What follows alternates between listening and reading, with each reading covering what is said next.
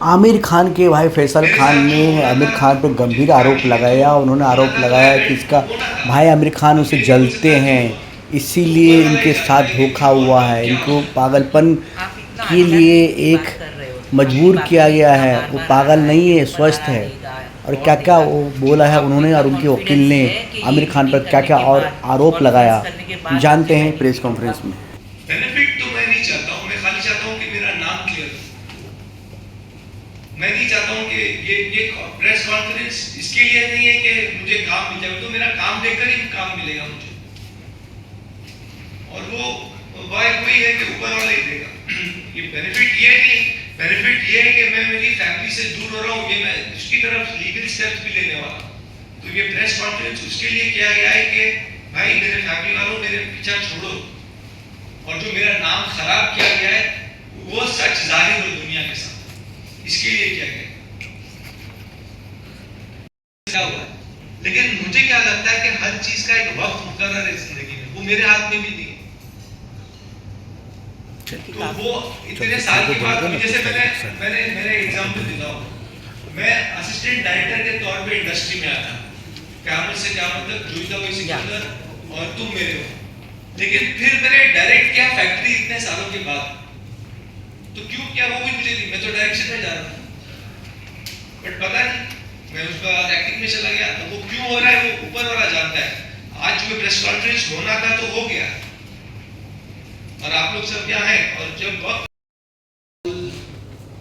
I don't know, maybe they want to be with Amir, and money is where the money is, there everyone wants to be. So maybe they are supporting Amir, and maybe Amir is doing some favors for them. Maybe Amir is making some movies for them. Because I have heard that he made a movie for Mansoor's daughter also. Imran को भी उसने break दिया था। तो कुछ internal favours भी होते हैं, फैमिली पॉलिटिक्स होती है, तो वो शायद सब तक so they want to lick up to Amir. मेरे पास तो कुछ पैसा नहीं है, मैं फिलहाल तो कुछ बना नहीं सकता किसके लिए, तो maybe they want to lick up to Amir, and that's what they are doing. So this is all family politics. उसमें मैं पेश रहा हूँ। और उसके अंदर सबसे मेन रोल जो है मिस्टर संतोष हेगड़े एंड निकल। या आप लोगों ने एक एनिमल पिक्चर देखी होगी जो जी बहुत हिट हो गई थी। जी जी। उसमें मैं जो सल्यूट करता हूँ संदीप बांगा रेड्डी को, उन्होंने इतनी अच्छी तरह आजकल के रिलेशनशिप्स को दिखाया है, जहाँ उसमें भी अगर आप देखें तो एल्डर सिस्टर कैसे बिहेव करती है और उसका ब्रदर इन लॉ कैसे बिहेव करता है। तो very good, I salute Sandeep Vanga Reddy for the film Animal. I could relate to the film so much कि ऐसे हो रहा है मेरे साथ भी, कि मेरी बड़ी सिस्टर और उसके मेरा ब्रदर इन लॉ कैसे बिहेव कर रहे हैं मेरे साथ। तो बहुत अच्छी तरह से पेश किया संदीप बांगा रेड्डी ने एनिमल पिक्चर को। मैंने 2-3 बार देखा वो पिक्चर जाके।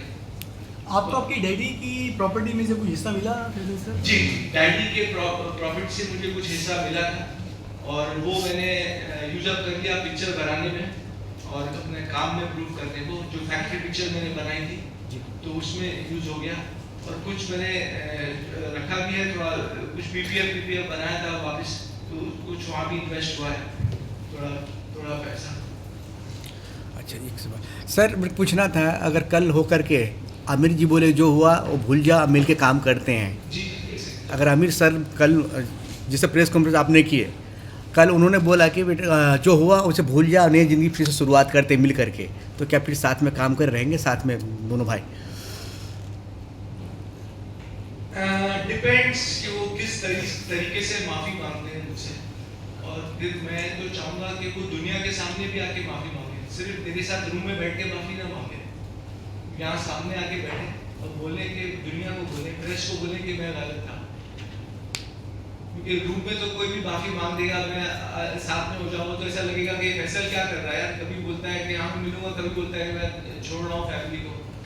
आके दुनिया के सामने अगर गलती तुम इकरार करोगे तो ही मैं माफ़ करूँगा, वरना मैं माफ़ नहीं करूँगा। आमिर की आपको कथनी और करनी में फ़र्क नहीं लगता? उनकी फिल्म सितारे ज़मीन पर जी। जो स्पेशल जाइल को बोलते हैं कि सोसाइटी से मिले, वहीं आपको चाहते हैं आप सोसाइटी से दूर हो जाएं। हाँ, वो तो वो नहीं चाह रहे। आपका क्वेश्चन क्या था? वो सोसाइटी चार्ज आमिर की कथनी और करनी, उनकी सितारे जमीन पर में स्पेशल चाइल्ड है, हाँ। वो चाहते हैं कि सोसाइटी से मिक्सअप होए वो, हाँ। वहीं आपको चाहते हैं कि पागल करा नहीं, करके आप हाँ, सोसाइटी से दूर हो जाएं। हाँ, क्योंकि मैं स्पेशल चाइल्ड नहीं हूँ, मैं तो वैसा नहीं हूँ, लेकिन वो मुझ पर जुल्म करना चाह रहे थे शायद जेलिसी की वजह से। जो In that case, we will get the order from the High Court on the writ petition that henceforth they should not, Interfere. Santosh Hegde, Nikat and other people should not interfere in the life of Mr. वो एक legal, देखिए जैसे मैंने एक public notice जाहिर किया, Yes. तो ये लीगल नहीं था, Correct. ये मेरी तरफ से एक नोटिस जाहिर किया गया था, लेकिन रिट पेटिशन लीगली कटिंग होगा, उनको कुछ कॉन्सिक्वेंसेस नहीं होंगे, मतलब उनको ना कुछ सजा होगी ना कुछ होगा, लेकिन that will be a legal step that I am cutting all times and you can't interfere in my life. And from the higher court, we will get the order after public notice. But there is no But basis आप- कि जो past में आपके साथ हुआ उनके लिए Yes. Punishment मिले उन्हें। क्योंकि आपके फादर ने तो आपको फिट एंड फाइन डिक्लेयर किया जी। था, वो आपको जो फिर भी medicines दिए मेडिसिन दिए गए थे, आपको पागल करार दिया गया था, उसके बाद आपको लॉक किया गया था घर में, तो ये सारी जो साजिशें रची गई थी आपके अगेंस्ट और आपको बंद किया गया था, तो उनके खिलाफ ऐसी कुछ हो ही नहीं उसके लिए कुछ सकता। सजा मिल सकती Yes. होगी। नहीं, रिट पिटीशन में सजा No करना- fine, नहीं, nothing. वो आपने जो केस लड़ा था, Yeah. वो जो हमने पहले जो 2008, 7 और 8 में केस लड़ा था, वो उसमें हम लोग ने कुछ फाइल नहीं किया कि हमको कुछ कॉम्पेंसेशन चाहिए या उनको कुछ उनके खिलाफ हमने किया नहीं था। Okay. And I don't know, I was not interested in, I just wanted कि मेरा पीछा छूटे इन लोगों से और मैं अपने काम में जीऊं और अपना काम करूं। तो मेरा इंटेंशन ये नहीं था कि मैं उनको सजा दूं या उनको कुछ दूं, सजा तो ऊपर वाला देगा। सजा मैं क्या सजा देगा, लोग क्या सजा देंगे, जो सजा देना है वो ऊपर वाला देगा, वो हम लोग सब हैं दुनिया में, देखेंगे कि क्या होता है आगे। तो मुझे नहीं चाहिए, मुझे तो जान छुड़ानी थी, अपनी जान बचानी थी, ना कि उनको सजा देना।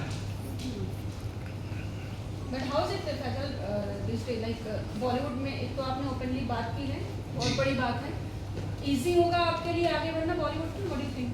नहीं, I am going to try my best and again I believe in God a lot. तो क्या होता है कि मैं खुदा ऊपर वाले में, भगवान में बहुत मानता हूँ, तो भगवान ही रोटी देता है, भगवान ही हमको हर सांस देता है, तो वो ही हर चीज करेगा। अगर उसने मुझे इस धरती पे लाया है तो उसकी भी जिम्मेदारी होगी कि फैसल को आज खाना कहाँ से मिलेगा और फैसल का काम आगे कैसे बढ़ेगा, वो उसकी जिम्मेदारी हो जाती है। और अगर होना है तो होके रहेगा, नहीं होना है तो नहीं होगा। और जब अल्लाह ताला इतनी बड़ी यूनिवर्स को संभाल रहे हैं, इतने लोगों को संभाल रहा है Yes. और वो बहुत रहीम और करीम है, तो व्हाई नॉट डिफेंड? वैसे फैमिली में कोई भी आपके साथ नहीं? फैमिली में डैडी मेरे साथ थे, जब तक उनको ऊपर मॉनेटरी प्रेशर नहीं पड़ा था, उनका फाइनेंशियल रोका नहीं गया था, तो वो मेरे साथ थे, लेकिन और कोई फैमिली में साथ नहीं है।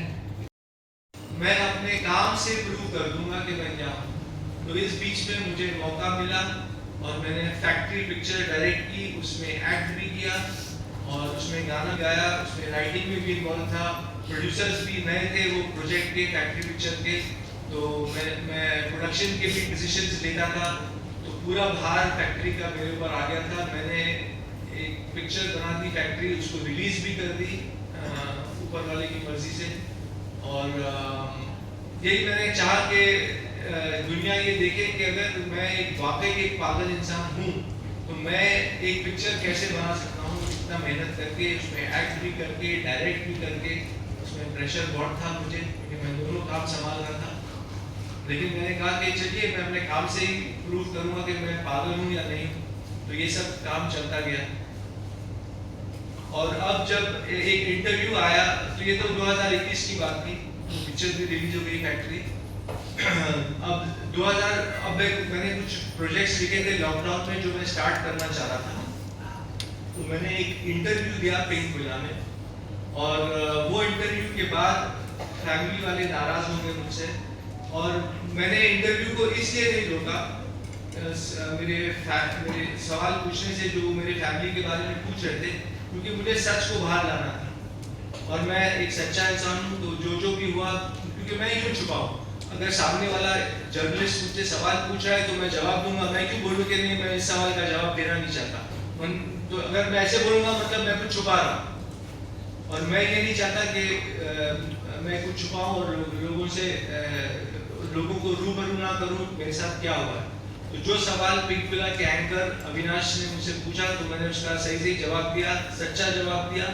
वो फैमिली वाले को अच्छा नहीं लगा, वो लोग नाराज हो गए और उन्होंने मुझे तहमत लगाई कि मैं मिसलीड कर रहा हूँ मीडिया को, पब्लिक को, और उन्होंने और भी मुझ पे इल्ज़ाम डाले। सारे फैमिली वाले मेंबर्स ने साइन किया वो लेटर, बोलिए इंटीमेशन बोलिए, प्रेस को जो उन्होंने दिया था कुछ दिनों पहले।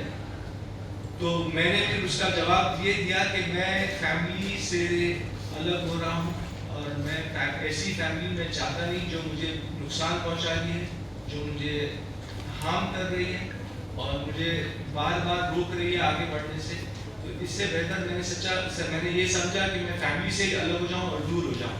तो इसलिए मैंने पब्लिक नोटिस जारी की न्यूज़पेपर्स में, जिसमें ये कहा है कि मैं अपने फैमिली से दूर हो रहा हूँ, अलग हो रहा हूँ और मैं अपना फ्री जिंदगी बगैर किसी प्रेशर के मैं जीना चाहता हूँ। तो ये पूरा हुआ है और इसलिए मैं अपना हक, अपना पहलू सामने रख रहा हूँ आप लोगों के सामने, मीडिया के सामने। मुझे एक तो टेस्ट कराया जेजे में और फिर मुझे कुछ कंडीशंस रखी थी कि मैं रोज़ जाके पुलिस स्टेशन में हाजिरी दूँ और जो भी जज साहब ने कहा था मैं पूरा उसके ऊपर मुकम्मल उतरा और मैं सब करते गया। और फिर जब अब्बाजान के ऊपर प्रेशर पड़ा मॉनिटरी, तो अब्बाजान ने भी मेरा साथ छोड़ दिया और उनका पैसा पानी बंद किया गया फैमिली के थ्रू। तो ये सब हुआ और अब्बाजान ने मेरा साथ छोड़ दिया। लेकिन ऊपर वाला है, तो जज साहब ने बोला कि मैं आमिर को कस्टडी नहीं दूंगा, मैं फैसल को छोड़ दूंगा टू लिव अ लाइफ। तो जजमेंट में उन्होंने लिखा है कि पर्पसली ही left me alone to see how I react in society and how I deal with society. तो ये जज साहब का बहुत अच्छा एक फैसला था और उन्होंने मुझे जीने दिया, मैं जिया था। तब तक केस भी चल रहा था, मैं सब सोशल एक्टिविटीज़ कर रहा था, उसका प्रूफ मैं जज साहब को दे रहा था हर हियरिंग पे कि मैं मेरी क्या क्या एक्टिविटीज़ हैं। और फिर केस चला और फिर 4 महीने के बाद Feb 16 को मुझे वर्डिक्ट दिया गया। जज ने कहा कि you are a normal person and you can live your life freely as a Indian citizen and you don't have paralyse schizophrenia. और ये सब करके मुझे एक क्लीन चिट मिली, मैं केस जीत गया, केस मेरे हाथ में गया और तब मैं अपने कामों में फिर से लग गया। तो ये पूरी स्टोरी थी और जो मेरे साथ हुआ, तो मुझे बहुत टॉर्चर सहना पड़ा इस दौरान। फिर मैं घर से बाहर रहा और बस ज़िंदगी चलती गई। मैं अपने काम काज में व्यस्त हो गया, बिजी हो गया, काम ढूंढने की कोशिश कर रहा था। उस दौरान कुछ लोग पूछते हैं मुझे कि मुझे पैसा कहाँ से मिल रहा था, मैं कैसे जी रहा था। तो मेरी कुछ पॉलिसीज़ थी, LIC पॉलिसीज़, PPF फंड जो मैंने तोड़ा। फिर एक शख्स थे हारून भाई, जिन्होंने मुझे जिनको मेरी कहानी पसंद आई, उन्होंने मुझे साइन कर दिया था उस वक्त एक पिक्चर के लिए। तो वहाँ से पैसा आया। जो ज़मीन मैंने खरीदी थी उस वक्त गोट फार्म के लिए अहमदनगर में, मैंने वो डील कैंसिल की, वहाँ से थोड़ा पैसा आया। एक बिग बॉस करके एक शो है जो मुझे बहुत लेना चाह रहा था उस वक्त, तो उनसे थोड़ा साइनिंग अमाउंट मिला मुझे। मैं शो में तो गया नहीं, लेकिन साइनिंग अमाउंट मुझे मिला करीब 4 लाख उस वक्त। तो ये सब से मेरा गुजारा चल रहा था, मेरा गुजर चल रहा था और मैं एक रिस्पेक्टफुल ज़िंदगी जी रहा था। तो ये सब मामले चले और फिर ज़िंदगी चलती गई। और फिर मैंने आमिर को एक बार जाके बोला कुछ सालों के बाद, 2-3 सालों के बाद, कि मुझे कोई काम नहीं दे रहा है क्योंकि सब लोग समझ रहे हैं मैं पागल हूँ। तो एक नॉर्मल इंसान को काम मिलना कितना मुश्किल होता है ये तो आप लोग जानते ही होंगे। तो एक पागल इंसान को कौन काम देगा। तो आमिर ने मुझे बोला ठीक है। मैंने बोला तुमको मुझे रखना पड़ेगा। तो उन्होंने मुझे स्ट्रिप डॉक्टर की नौकरी दी 30,000 महीने पे और मैं अपना काम कर रहा था। और पुलिस को तो ऑर्डर मिला था कि कैसे जैसे तैसे भी फैसल को पकड़ के लेके आओ। तो पुलिस भी लाचार थी, उन्होंने मजबूर थी और उनको ऑर्डर दिया गया था कि सबको पकड़ के लेके आओ जहाँ से भी। तो ऐसा हुआ और मुझे पुलिस के साथ जाना पड़ा और फिर मेरा फ़ोन ले लिया गया। मैं खान पुलिस स्टेशन में सो गया और जब सुबह उठा तो मुझे मेरा फ़ोन मिला, क्योंकि इंस्पेक्टर संके ने जो खार पुलिस स्टेशन के इंस्पेक्टर थे इंचार्ज, उनको फ़ोन करके कहा कि कुछ फ़ोन दे दो वापस फैसल को। तब मुझे मेरा फ़ोन मिला और मुझे पता चला कि मुझे कोर्ट में लड़ना है केस। अभी मेरी मदर जीनत ताहिर हुसैन और निखत हेगड़े ने केस डाल दिया है आपके ऊपर, तो आपको केस लड़ना पड़ेगा। तो तब मैं फ़ोन खोल के मैंने जो ABCD अल्फ़ाबेट से स्टार्ट किया और मैंने फ़ोन लगाया अब्दुल रहमान को, जो देवनाथ चेंबूर में स्लॉटर हाउस में वो प्रेसिडेंट थे उस वक्त। तो वो मेरे साथ गोट फार्मिंग का जो मैं खोलना चाह रहा था फार्म, वो उसमें इन्वॉल्व थे और वो मुझे गाइड कर रहे थे। तो उन्होंने कुछ वक्त मेरे साथ बिताया था उस वक्त। तो उन्होंने जब सुना कि मेरे ऊपर केस आ गया है, तब मैंने उनको बोला कि मुझे एक वकील की ज़रूरत है। तो उन्होंने मुझे बोला ठीक है, मैं आपको मिलता हूँ 10 बजे इधर बैंड्रा ईस्ट के कोर्ट में और एक वकील के साथ मिलता हूँ। तो तब जाके एक वकील मिस्टर ऐसे वासिद आए, उन्होंने मेरा केस टेक ऑन किया और फिर जब मैं कोर्ट में गया उस वक्त पेश हुआ तो मुझे पता चला कि I need some person to stand a guarantee for me. तो खैर कैसे तैसे भी करके मैंने एक इंसान आई जो मेरे लिए खड़े हुए गारंटर, और तब तब वकील साहब ने जज साहब ने मुझे भेजा JJ हॉस्पिटल में फिर से टेस्ट करने। बोलते थे कि तुम्हारी फैमिली तो बोल रही है कि तुम फ्यूचर देने आओ, लेकिन जज साहब ने बोला हम भी कोर्ट भी देखना चाहेगा ना कि तुम पागल हो के नहीं। तो मेरा JJ हॉस्पिटल में मुझे फिर से 20 दिन के लिए रखा गया, लगभग 20 दिन, और वहाँ मेरा पूरा टेस्ट हुआ, कोर्ट केस लड़ा गया। फिर बंजारा साहब भी मुझे मिलने आए मेरे डैडी के साथ JJ हॉस्पिटल में। वहाँ मैं उनको पहली बार मिला और मेरे डैडी ने कहा कि ये लॉयर हैं मिस्टर बंजारा एडवोकेट, और ये तुम्हारा केस भी लड़ेंगे, मेरे साइड से खड़े रहेंगे, मतलब अब्बाजान के साइड से। और तब कस्टडी बैटल शुरू हुई। आमिर चाहते थे कि वो मुझे मेरी कस्टडी ले, आमिर और फैमिली चाहती थी कि वो मेरी कस्टडी ले और मुझे फिर से दवाइयाँ खिलाएं, लेकिन क्योंकि बंजारा साहब थे और अब्बाजान मेरे लिए खड़े हो गए थे, तो जज ने जो नेचुरल गार्डियन होता है फादर, उनके फेवर में डिसीजन दिया और मुझे कस्टडी मेरे फादर को मिली। और जज साहब ने ये भी कहा, मैंने आप लोग को एक वर्डिक्ट भी दूंगा, जो कोर्ट का वर्डिक्ट है वो आप लोग उसके थ्रू जा भी सकते हैं कि जज के कोर्ट ने मुझे क्लीन चिट दी, पानी और खाना तो खाना ही था जिंदा रहने के लिए। तो जब मुझे एहसास हुआ कि मैं 20-20 घंटे सो रहा हूँ, तो मैंने मेरी सिस्टर को बुला के कहा कि मुझे पता है कि तुम लोग मुझे दवाइयाँ दे रहे हो चुपचाप, तो मैं ये ओवरडोज हो सकता है and I can lose my life, मैं अपनी जान खो सकता हूँ। तब मैंने डॉक्टर से रिक्वेस्ट किया और दिक्कत को रिक्वेस्ट किया कि मैं जो आप लोग दवा मुझे फोर्सफुली दे रहे हो मैं उसको लेने के लिए तैयार हूँ, क्योंकि मैं नहीं चाहता था कि मुझे ओवरडोज हो जिससे मेरी जान खतरा था। तो ये सब टॉर्चर हुआ। फिर आमिर के घर पे मुझे 1 साल बंद किया गया ज़बरदस्ती, और दवाइयाँ तभी भी चालू थी। तो फिर मेरा वज़न भी बढ़ते जा रहा था, 103 किलो हो गया था मैं। और फिर 1 साल के बाद मैंने आमिर को कहा कि आप लोग ने कहा था कि 1 साल के लिए आप लोग ने कहा था कि आप लोग मुझे कैद करेंगे, तो अब 1 साल हो गया है, 2006 का वक्त था। और मैंने बोला कि मुझे फिर से जो आपका दूसरा घर है जहाँ मैं रहता था, जहाँ आप लोग ने मुझे फोर्सफुली पिकअप किया था बेला विस्टा में, वहाँ भेजा जाए। तो आमिर ने मुझे अलाउ किया कि मैं वहाँ जा सकता हूँ। उन्होंने कहा क्योंकि 1 साल में मैंने कुछ ऐसे उनको मौका ही नहीं दिया था कुछ मेरे अगेंस्ट करने का। तो 1 साल के बाद मुझे घर जाने दिया वापस।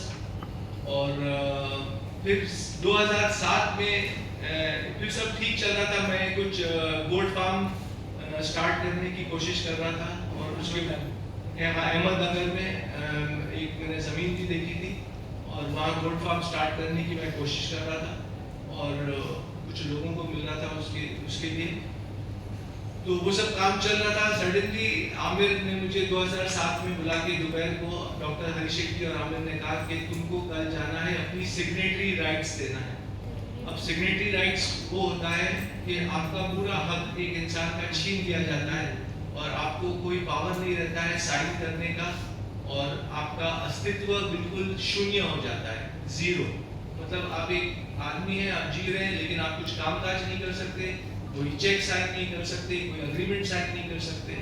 तो मुझे जब ये पता चला, मैं उनको तो हाँ बोल रहा था कि मैं जाऊंगा और डॉक्टर और जज के सामने बोलूंगा कि I am incapable of taking my decisions. Aamir ने कहा था ऐसे बोलना है तुमको जाके जज के सामने कि मैं अपने फैसले खुद ले नहीं सकता और मुझे एक गार्डियन की जरूरत है। तो उस वक्त मैं हाँ बोल रहा था उनको कि हरीश शेट्टी को और आमिर को कि हाँ मैं जाऊंगा और सब करूंगा, लेकिन मेरे दिमाग में चल रहा था कि मैं अपने आप को अब कैसे बचाऊं और इस चक्रव्यूह से कैसे निकल पाऊं।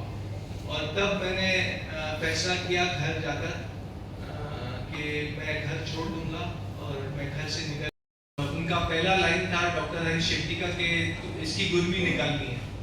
Now gurbi is a Marathi slang and that means कि doctor Harish Shetty wanted to remove my pride, remove my ego and मुझे शौक हुआ कि कोई डॉक्टर ऐसा बोल सकता है and from then on I knew कि ये मेरे साथ बहुत गलत होने वाला है।